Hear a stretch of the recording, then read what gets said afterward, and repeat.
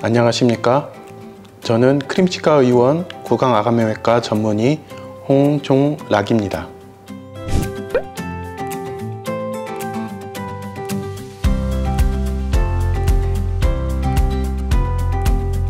턱관절 장애란 턱관절을 구성하고 있는 관절뼈, 그리고 관절 원판, 그리고 관절을 움직이는 근육에 문제가 생긴 것을 말합니다. 이러한 턱관절 장애는 어떤 사고를 당해서 큰 외상으로 인해서 발생할 수도 있지만, 일반적으로는 우리가 심리적인 스트레스, 나쁜 자세, 나쁜 습관으로 인해서 관절에 미세한 외상이 쌓일 때 이런 것들이 축적돼서 어느 순간 증상으로 나타나게 됩니다. 턱관절 장애 유병률은 상당히 높은 편입니다.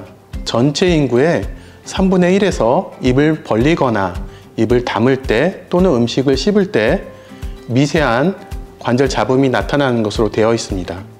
물론 이분들이 모두 치료의 대상은 아닙니다. 턱관절 환자는 전체 인구의 약 5% 정도로 추정되면 이분들이 바로 치료의 대상입니다. 실제로 건강보험심사평가원 2023년도 자료를 보면 54만 명이 치료를 받은 것으로 되어 있습니다. 그 내부를 보면 최근 10%씩 매년 가파르게 증가하고 있고요.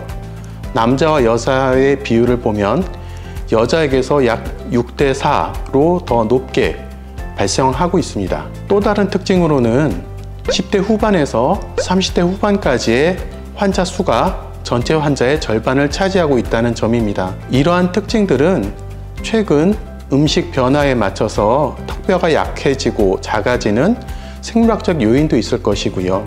또한 시기적으로 학업과 취업, 결혼 등이 맞물려서 정신적 긴장감이 최고조로 달하는 시기와 맞물릴 것으로 생각됩니다. 또한 턱관절 장애가 매스컴에 많이 노출되면서 널리 알려진 것도 중요한 원인이라고 생각됩니다.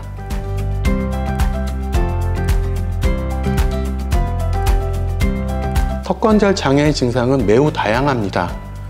하지만 대표적인 증상 3가지를 알아보면 관절 잡음, 개구 제한, 턱의 통증 3가지입니다. 관절 잡음이란 것은 입을 벌리거나 다물거나 옆으로 틀거나 음식을 씹을 때 관절에서 딱 하고 소리가 나거나 또두두둑 하고 모래 갈리는 소리가 나거나 이런 것을 말합니다. 개구 제한이란 것은 평상시보다 적게 벌려지거나 아니면 크게 벌리기가 힘든 상황을 말합니다. 턱의 통증은 관절과 턱의 근육 여러 곳에 다양하게 나타나고 있습니다. 턱관절 증상의 다양한 증상을 보면 입을 벌릴 때 턱이 어긋나면서 벌어져요 라고 표현하시는 분들도 있고요.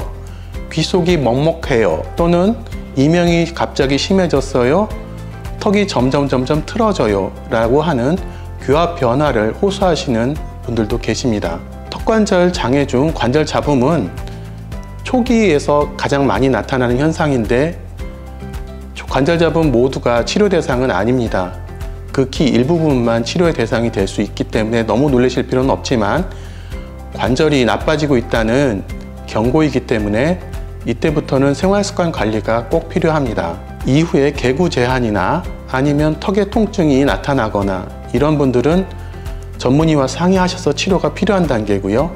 마지막으로 갑자기 어느 날 일어났는데 어금니만 닿고 앞니가 떨어져 있어서 안 닿거나 아니면 턱이 옆으로 점점 틀어지거나 하는 교합 변화는 골관절염의 증상일 수 있기 때문에 이 또한 치료가 시급합니다.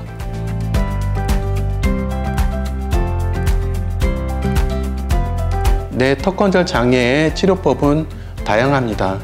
일단 환자가 해주셔야 될 것은 행동요법이라고 있습니다. 행동요법에는 생활습관 관리와 힘 빼는 자세, 그리고 개구 연습, 이런 것들을 환자가 해주셔야 됩니다. 이것이 가장 중요하고 먼저 해야 되는 것들이고요. 진료실에서는 물리치료와 약물치료를 초기에 시도합니다. 물리치료와 약물치료를 통해 관절 염증과 근육 통증을 빠르게 완화시켜 줍니다. 이후에 필요에 따라서는 두 번째 단계에서는 구강 내 장치, 스플린트라고 하는 치료나 주사치료 2가지를 시도해 볼 수 있습니다. 구강 내 장치, 스플린트라는 것은 관절을 보호해주고 안정해줘서 빠르게 관절이 회복될 수 있도록 도와줍니다. 주사 치료는 보톡스와 같이 근육을 약화시키는 치료도 있고, 그리고 통증점 자극 치료라고 하는 주사 요법도 있고, 그리고 세 번째로 최근에 프롤로 주사라는 방법이 개발이 되었고요. 마지막으로 관절 내 세정술을 통한 관절 내 주사법도 최근 많이 쓰고 있습니다. 마지막으로 이러한 보존적인 치료에 반응하지 않았을 때는 외과적인 수술을 시행하게 됩니다.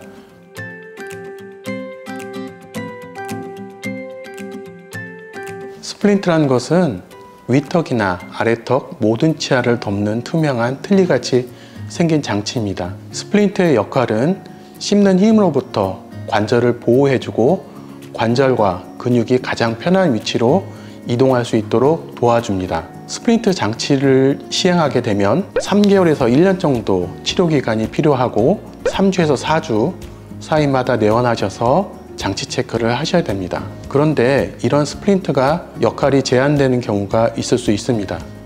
사각턱이 비대하거나 아니면 근육 통증이 심한 경우는 스플린트의 역할이 제한적입니다. 이런 경우에는 교합력을 낮춰주고 근육의 통각 수용체를 차단하는 보톡스 치료를 같이 병행하게 되고요. 또한 인대나 근육이 다친 부분이 빨리 회복될 수 있도록 더 도와줄 수 있는 조직 증식 치료 또는 프롤로 주사라고 하는 요법을 동시에 진행하게 됩니다.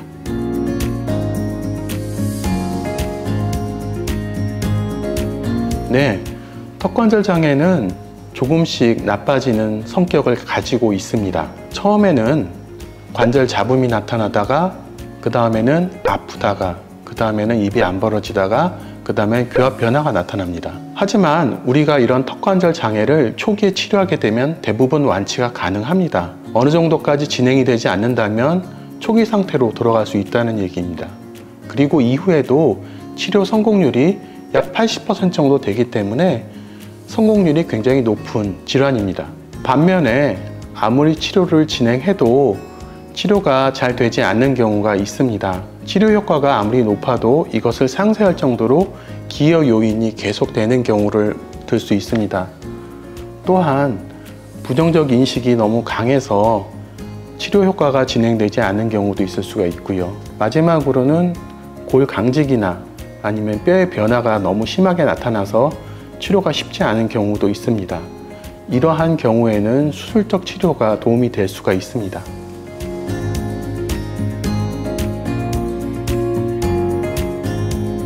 턱관절 장애를 예방하려면 우리가 기능적인 활동, 즉 식사나 말할 때를 제외하고는 턱관절과 근육에 무리를 주지 않는 것이 좋습니다. 우리가 턱에 힘을 빼고 있는 자세를 오랫동안 유지할 수 있다면 턱관절 장애는 충분히 예방이 가능합니다.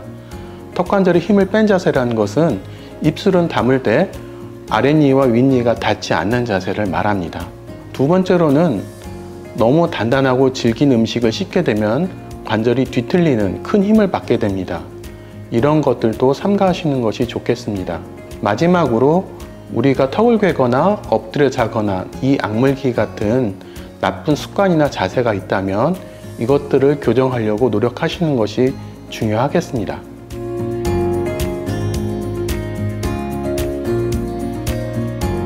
네, 턱관절 장애는 생활습관병이라고 이야기를 합니다. 생활습관에서 비롯된 질환이기 때문에 생활습관 관리가 되어야 극복이 될 수 있는 질환이란 뜻입니다. 따라서 의사의 치료 노력도 중요하지만 환자가 생활습관 관리를 통해서 극복하려는 노력도 더 중요한 질환입니다. 지금까지 크림치과의원 구강아감매외과 전문의 홍종락이었습니다. 감사합니다. 하나, 둘, 셋.